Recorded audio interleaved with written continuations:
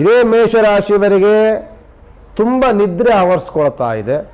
ತುಂಬ ನಿದ್ರೆ ಮಾಡಬೇಕು, ಜಡತ್ವ, ಒಂದು ರೀತಿಯ ಸೋಂಬೇರಿತನ ನಿಮಗೆ ಆವರಿಸ್ಕೊಳ್ತಾ ಇದೆ. ಇದೆಲ್ಲವೂ 7.5 ಜೊತೆಯಲ್ಲಿ ನಿಮಗೆ ಚತುರ್ಥಾತನದಲ್ಲಿ ಬುಧ ಮತ್ತು ಶುಕ್ರ ಮತ್ತು ಪಂಚಮ ಸ್ಥಾನದಲ್ಲಿ ರವಿ ಚಂದ್ರ ಕೇತು ಜೊತೆಯಲ್ಲಿ ನಿಮಗೆ ವಿಶೇಷವಾಗಿ ನಾವು ತಿಳ್ಕೊಳ್ಬೇಕಾಗ್ತದೆ.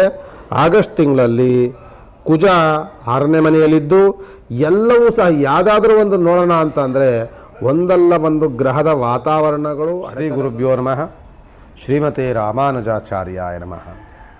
ನಾನು ನಿಮ್ಮ ಶ್ರೀನಿವಾಸ್ ಗುರೂಜಿ. ನೀವು ನೋಡ್ತಿದ್ದೀರಲ್ಲ ಜ್ಞಾನ ಸಂಪದ ವಾಹಿನಿ ಯೂಟ್ಯೂಬ್ ಚಾನಲ್. ಇದು ವಿಶೇಷವಾದಂತಹ ಮಾಸ ಭವಿಷ್ಯ ಕಾರ್ಯಕ್ರಮ.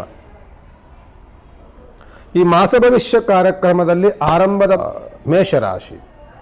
ಈ ಮೇಷರಾಶಿ ಎಂದ ತಕ್ಷಣವೇ ಒಂದು ರೀತಿಯಾದಂಥ ಏನೋ ಒಂದು ವೈಬ್ರೇಷನ್ ಆರಂಭವಾಗುತ್ತೆ.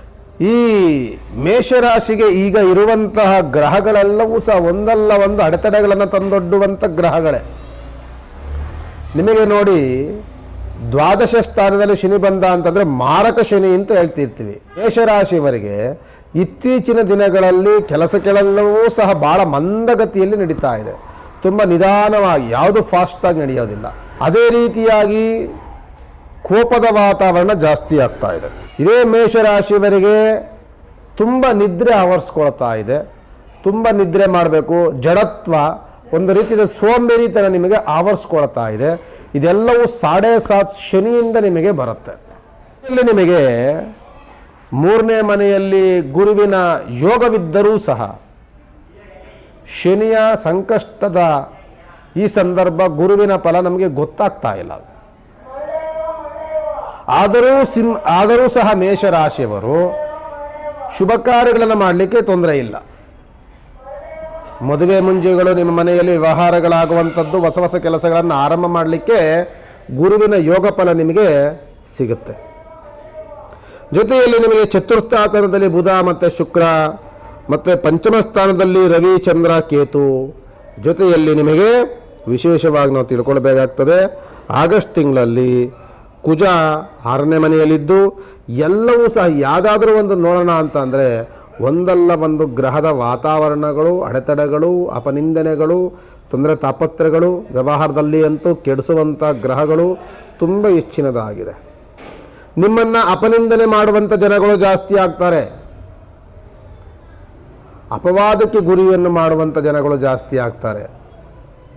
ಈ ಶನಿಗ್ರಹ ಬಂತು ಅಂತ ಅಂದರೆ ನಿಮ್ಮ ಕೋಪದ ವಾತಾವರಣ ಹೆಚ್ಚಾಗಿ ಅವಾಚ್ಯ ಶಬ್ದಗಳನ್ನು ಆಡುವಂಥದ್ದು, ಇನ್ನೊಬ್ಬರ ಜೊತೆ ದ್ವೇಷಗಳನ್ನು ಕಟ್ಟಿಕೊಳ್ಳುವಂಥದ್ದು, ಆದಷ್ಟು ಸಹ ಇನ್ನೊಬ್ಬರ ಜೊತೆ ಗಲಾಟೆ ಗೊಂದಲಗಳಿಗೆ ಆಗಾಗಲೇ ನಾವು ಸುಮ್ಮನಿದ್ರೂ ಸಹ ನಮ್ಮನ್ನು ಹುಡಿಕೊಂಡು ಬರ್ತವೆ ಆ ತೊಂದರೆಗಳು, ತಾಪತ್ರಗಳು.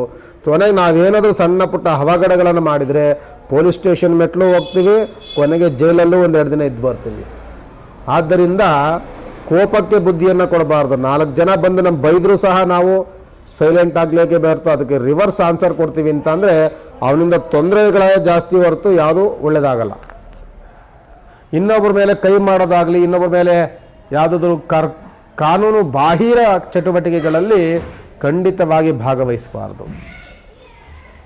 ಅಕ್ರಮ ಸಂಬಂಧಗಳು, ಅಕ್ರಮವಾದಂತಹ ಕೆಲಸ ಕೈಂಕರ್ಯಗಳನ್ನು ಖಂಡಿತವಾಗಿ ಮೇಷರಾಶಿಯವರು ಮಾಡೋಕ್ಕೆ ಹೋಗಬಾರ್ದು.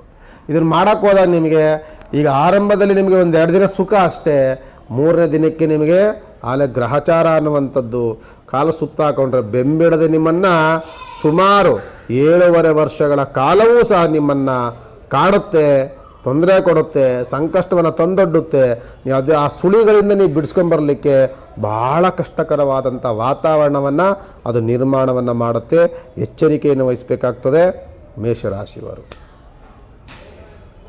ಅದರಲ್ಲೂ ಸಹ ಹಣಕಾಸಿನ ವಿಚಾರದಲ್ಲಿ ಯಾರಿಗಾರು ಬಡ್ಡಿ ಕೊಡ್ತೀನಿ, ನಾನು ಅವ್ರ ಹತ್ರ ಏನೋ ನಾನು ಇನ್ನೊಂದು ವ್ಯವಹಾರ ಮಾಡೋಕ್ಕೆ ಹೋಗ್ತೀನಿ ಅಂತ ಏನಾದರೂ ಹೋದರೆ ಅದು ದ್ವೇಷವೇ ಹೊರತು ಸ್ನೇಹವಂತೂ ಖಂಡಿತವಾಗಿ ಆಗೋಗಿರೋದಿಲ್ಲ. ಆದ್ದರಿಂದ ಮೇಷರಾಶಿಯವರು ಬಹಳ ಎಚ್ಚರಿಕೆಯನ್ನು ವಹಿಸಬೇಕಾಗ್ತದೆ. ಮೇಷರಾಶಿಯವರಿಗೆ ಇದು ಜೊತೆಯಲ್ಲಿ ನಿಮಗೆ ನೋಡಿ, ಪಂಚಮದಲ್ಲಿ ರವಿಚಂದ್ರನ ಜೊತೆಯಲ್ಲಿ ಕೇತುಗ್ರಹ ಇರ್ತಾರೆ. ಅದು ಸಹ ಡೇಂಜರೇ ಆಗಿರುತ್ತೆ. ನಿಮ್ಮ ಪರವಾಗಿದ್ದಾರೆ ಅಂತ ನೀವು ಯಾರೊಬ್ಬರು ನಂಬ್ಕೊಂಡಿದ್ದೀರಿ ಅಂತೀರಲ್ಲ, ಆ ವ್ಯಕ್ತಿಯೇ ನಿಮ್ಮ ಪರವಾಗಿರೋದಿಲ್ಲ. ಆ ವ್ಯಕ್ತಿಯೇ ನಿಮಗೆ ಕುಹಕ ಬುದ್ಧಿಗಳನ್ನು ಮಾಡಿಕೊಂಡು, ಕುಹಕ ಕೆಲಸಗಳನ್ನು ಮಾಡಿಕೊಂಡು ನಿಮ್ಮ ವಿರುದ್ಧವಾಗಿ ತಂದೊಡ್ಡುತ್ತಾ ಇರ್ತಾನೆ. ಭಾಳ ಎಚ್ಚರಿಕೆಯನ್ನು ವಹಿಸಿ.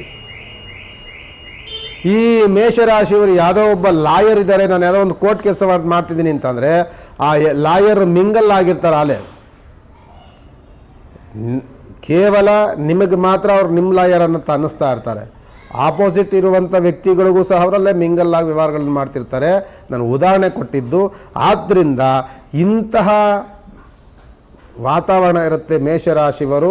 ನೀವು ಯಾರನ್ನ ಅತಿಯಾಗಿ ನಂಬಿ ನನ್ನ ಪರವಾಗಿದ್ದಾರೆ, ನಾನು ಅವ್ರು ನಂಬಿ ನಾನು ಏನು ಬೇಕಾದ್ರೂ ವ್ಯವಹಾರವನ್ನು ಮಾಡ್ಬೋದು ಅಂತ ನೀವು ಅಂದ್ಕೊಂಡೇನಾದರೂ ನೀವು ಅದಕ್ಕೆ ಹೇಳಿದ್ರೆ ಅಲ್ಲೂ ಸಹ ನಿಮಗೆ ಫೇಲ್ಯೂರೇ ಆಗಿರುತ್ತೆ. ಎಚ್ಚರಿಕೆಯನ್ನು ವಹಿಸಬೇಕಾಗ್ತದೆ. ಈ ಮೇಷರಾಶಿ ಅಧಿಪತಿ ಯಾರು ಅಂತಂದರೆ ಅದೇ ಕುಜಗ್ರಹ. ಈ ಕುಜಗ್ರಹ ಅಧಿಪತಿಯಾಗಿರುವಂಥದ್ದು ನಿಮ್ಮ ವಾತಾವರಣವೂ ಸಹ ಭಾಳವಾದಂತಹ ಆತುರ, ಭಾಳವಾದಂಥ ಕೋಪಿಷ್ಠರಾಗಿರ್ತೀರಿ ಮೇಷರಾಶಿಯವರು. ಅದರಲ್ಲಿ ಅಶ್ವಿನಿ ನಕ್ಷತ್ರ ಬರುತ್ತೆ, ಭರಣಿ ನಕ್ಷತ್ರ ಬರುತ್ತೆ, ಕೃತಿಕಾ ನಕ್ಷತ್ರ ಬರುತ್ತೆ. Very fast mind. ಆದ್ದರಿಂದ ಜಾಗ್ರತೆಯನ್ನು ವಹಿಸಿ. ನಿಮ್ಮ ಅಧಿಪತಿಯಾದಂಥವನು ಕುಜಗ್ರಹ, ಕುಜಗನ ಉಪಾಸನೆ. ಈಗಿರುವಂಥ ದೋಷವೇ ಶನಿಗ್ರಹ, ಶನಿಯ ಉಪಾಸನೆ. ಯಾವುದೇ ಕಾರಣಕ್ಕೂ ಸಹ ನಿಮಗೆ 7.5 ವರ್ಷಗಳ ಕಾಲದ ಶನಿಯ ಕಾಟ. ಆದ್ದರಿಂದ ನೀವು ಅದನ್ನು ಮೈಮರಿಬಾರ್ದು.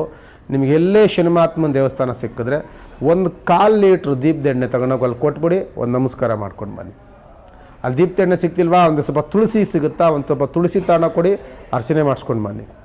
ಇದು ಅದು ಸಿಗ್ತಿಲ್ವಾ, ಅಲ್ಲಾದರೆ ಎಳ್ಬತ್ತಿ ಯಾರೋ ಹಚ್ಚೋರು ಮಾರ್ತಿರೋರು ಸಿಗ್ತಾರಾ, ಎಳ್ಬತ್ತಿ ಹಚ್ಚಿ ಒಂದು ನಮಸ್ಕಾರ ಮಾಡ್ಕೊಂಡು ಬನ್ನಿ.